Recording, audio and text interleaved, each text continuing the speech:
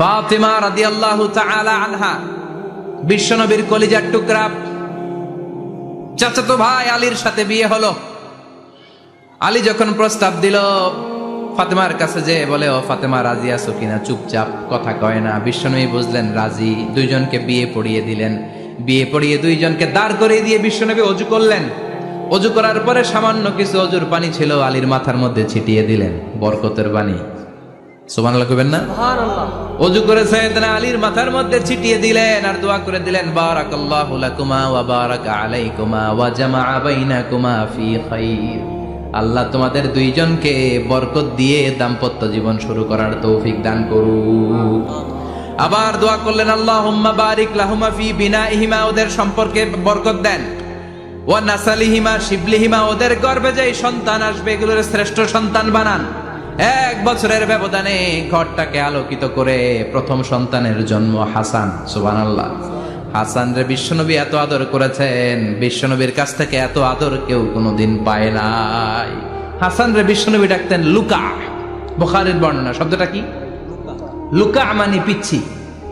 ছোট বাচ্চাদেরকে আপনারা কি কন? আরে পিচ্ছি তো আমি কইছি, আপনারা কি কন? নাগাইছে কি বলেন? বাচ্চা বলেন, বাবু বলেন, আর কিছু কি বলেন?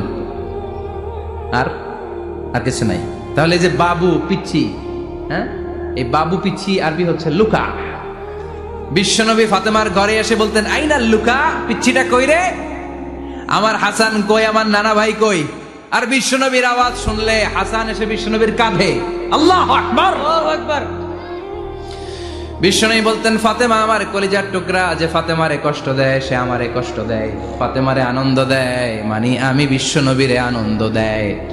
এই ফাতেমা সব সময় পর্দায় থাকতেন, দিনের বেলা বেরোতেন না, সারা দিনে টয়লেট করতেন একবার, সেটাও করতেন রাত্রে, যাতে দিনের বেলা কেউ তারে না দেখে। কি ব্যালেন্স লাইফ, কি ব্যালেন্স লাইফ! রাতে একবার টয়লেটে যাওয়া মানে কি সারাদিন খাওয়া দাওয়া এরকম ব্যালেন্স করে করতেন। কেউ দেখতে পারে না ওনারে কেমন ছিল, কেউই জানতো না। এমন ভাবে চলাফেরা করতো, কোনো পুরুষদের সামনে দিয়ে কখনো যেতেন না।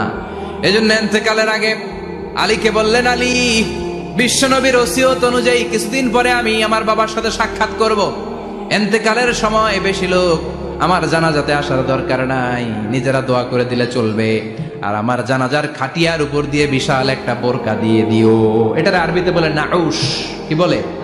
এই প্রথম কোন নারী তার খাটিয়ার উপরে নাউশ ব্যবহার করেছে, জন্য এটাকে বলে সুন্নাতু ফাতিমা, ফাতেমার সুন্নাত।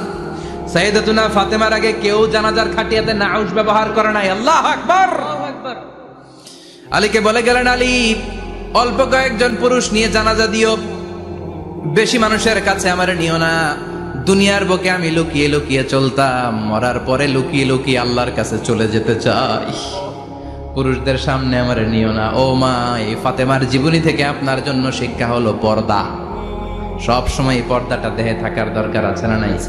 রাজি আছেন তো?